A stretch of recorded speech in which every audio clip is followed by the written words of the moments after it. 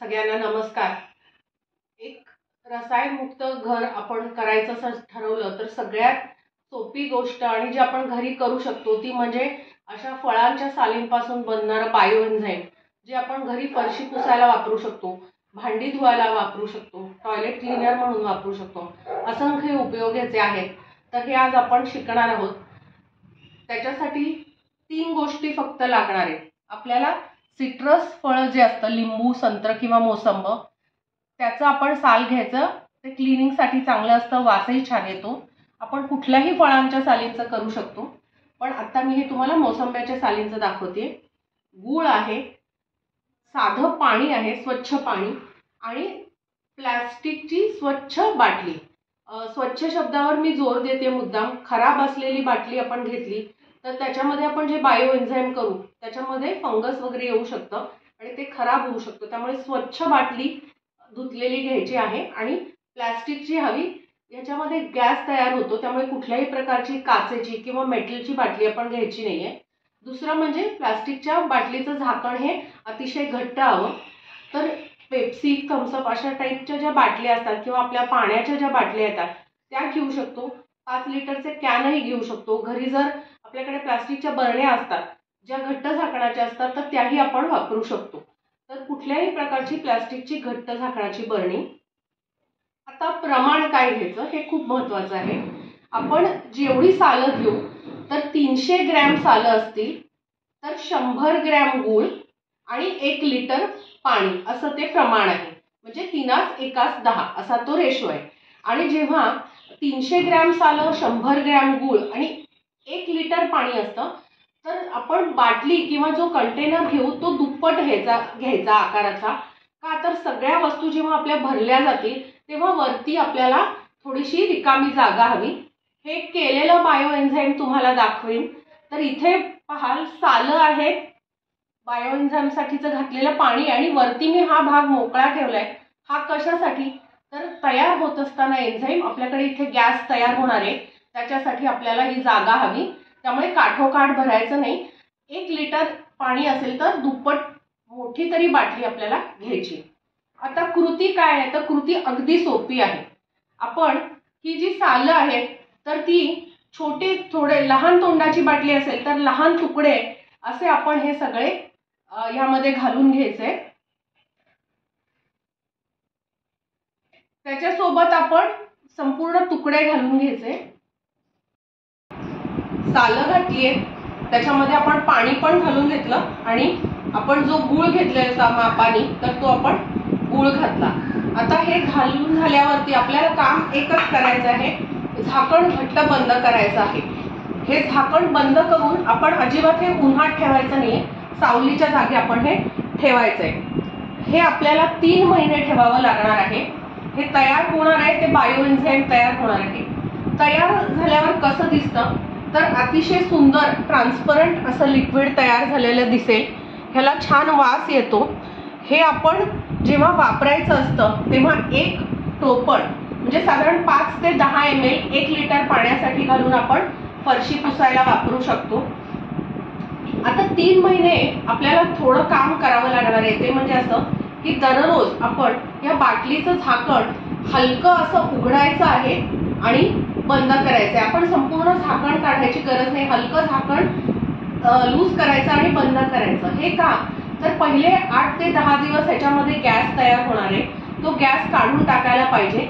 आपल्याला तयार जेव्हा 8 दिवस सुरुवात असतं तर आपल्याला कळतं हे घट्टच होते बाटली। तर तुम्हाला दाखवते, हे मी साधारण काही दिवसापूर्वी तयार करायला ठेवलेली बाटली आहे। ह्याच्यामध्ये पाहाल की साली खाली बसल्यात, काही वर आहेत, पण बाटली जी आहे ती हाताला अशी कडक लागायला लागते कारण इथे गॅस जमा झालेला असतो। गॅस काढताना एक प्रिकॉशन, अंगाजवळ ठेवायची नाही, बाटली दूर घ्यायची आणि आपण हे झाकण, तुम्ही आता फसकन बारीक आवाज येईल तो बघा, छोटासा तुम्हाला आवाज आला तर हे गॅस जेव्हा बाहेर पडतो तेव्हा ह्या साली परत थोड्याशा वर येतात। हळूहळू या साली खाली बसायला लागतात आणि 3 महिन्याच्या शेवटी आपल्याला अतिशय ट्रान्सपरंट असं हे लिक्विड तयार झालेलं दिसतं। हे 3 महिन्यापूर्वीचं आहे। तुम्ही बघाल की अगदी गोड तेल असावं तसं ट्रान्सपरंट लिक्विड आहे, खाली याच्या सगळ्या साली बसलेल्या आहेत. 3 महिन्यानंतर हे स्वच्छ आपण व्यवस्थित गाळून घेतलं की गाळल्यानंतर आपल्याला हे असं छान लिक्विड तयार होतं. ते स्वच्छ झाकणाच्या बाटलीमध्ये आपण भरून ठेवायचं आणि ते आपण दररोज क्लिनिंगसाठी वापरू शकतो.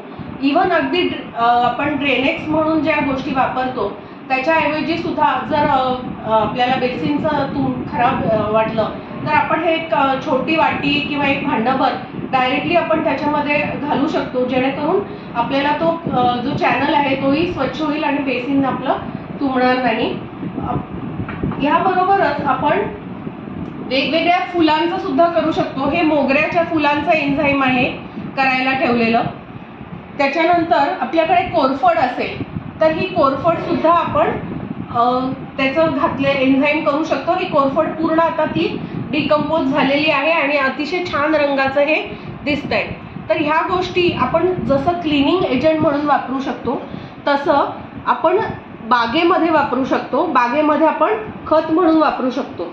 अशाच प्रकारे कांद्याची सालं किंवा त्याच्याबरोबर लसूण सालं, लसणीच्या पाकळ्यांची सालं, मिरच्यांची देठं याच्यापासून आपण एक कीटकनाशकही बनवू शकतो. त्याचं प्रमाणही असंच असेल. सालींचं प्रमाण असेल 300 ग्रॅम, 100 ग्रॅम गूळ आणि 1 लिटर पाणी. जर तुमच्या साली कमी असतील, जर 150 ग्रॅमच साली असतील तर तुम्ही गूळ 75, म्हणजे 1 भाग, 3 भाग आणि 10 भाग असं आपण करायचंय. झाडांना घालत असताना जेव्हा 1 टोपण आपल्याकडे बायो एन्झाईम असेल तर त्याच्यात 10 पट पाणी घालायचं. ते आपण कुंडीमध्ये खाली घालू शकतो. जेव्हा फवारणी करायची असेल तर फवारणीसाठी आपण ते 20 पट डायल्यूट करायचं असतं. डायल्यूट याचा झाडांसाठी उपयोग असा की या एन्झाईममुळे सॉइल ऍसिडिक व्हायला मदत होते आणि फुलं चांगली आपली यायला लागतात. जेव्हा आता आपण पूजेमध्ये जी फुलं वापरतो, झेंडूची फुलं असतील तर त्याचा कडू वास जो असतो त्याचंही एन्झाईम आपण करू शकतो. गुलाबाच्या पाकळ्यांचंही करू शकतो. पाकळ्यांचं करताना आपण वजनाने करायचं आहे.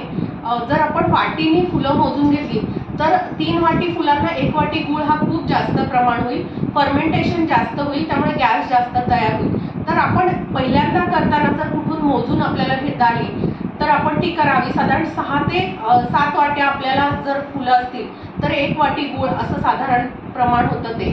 तर हे सुद्धा फुलांचं एन्झाईम आपण छान करू शकतो. आता मी हे गुलाबाच्या फुलांचं केलेलं आहे तर सुरेख असा लाल रंग आलाय. तर आपण एअर फ्रेशनर म्हणून सुद्धा हे डायल्यूट करून वापरू शकतो.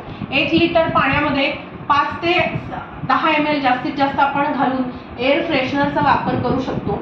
या प्रकारच्या एन्झाईममुळे एकूण आपण जर रोज फरशी पुसली त्यांनी सिट्रस फ्रूटच्या एन्झाईमनी तर हळूहळू मुंग्या येणं, किडे येणं जमिनीवरती ह्याचं प्रमाण हळूहळू कमी होतं. लगेच होणार नाही, पण तुम्ही सतत वापरा. मुख्य याचा उपयोग असा होणार आहे की आपण जेव्हा फरशी पुसायला कुठलंही केमिकल युक्त द्रावण वापरतो फिनेल सारखं तर आपण ते पाणी आपण शेवटी फेकून देत असतो आणि ते पाणी वाहत शेवटी आपल्या नद्या प्रदूषित करत असतात. तर हे प्रदूषित होऊ नये, जेव्हा बायो एन्झाईमनी आपण फरशी पुसणार आहोत तेव्हा ते पाणी आपल्याला फेकून द्यायला लागणार नाही. ते पाणी आपण झाडांना वापरू शकतो आणि आपण जेव्हा जरी बाथरूममध्ये ते ओतलं तरी सुद्धा त्या एन्झाईममुळे ती जी नाली आहे ती स्वच्छ व्हायलाच मदत होणार आहे. उलट नदील प्रदूषण तिथलं होणारं थांबणार आहे. तर असं बहुपयोगी बायो एन्झाईम आपण नक्की करायला शिकूया. 2 गोष्टी तुम्हाला मुद्दाम परत दाखवते. जेव्हा बायो एन्झाईम तयार करायला ठेवते तेव्हा सगळी सालं वर असतील. जसं जसं एन्झाईम तयार व्हायला लागेल तसा गॅस तयार व्हायला लागेल, बाटली कडक व्हायला लागेल, सालं वरची हळूहळू निम्मी खाली बसायला लागतील आणि जेव्हा संपूर्ण तयार होईल बायो एन्झाईम तेव्हा हे सालं खाली बसलेली दिसतील. 3 महिने याच्यासाठी कालावधी लागणार आहे.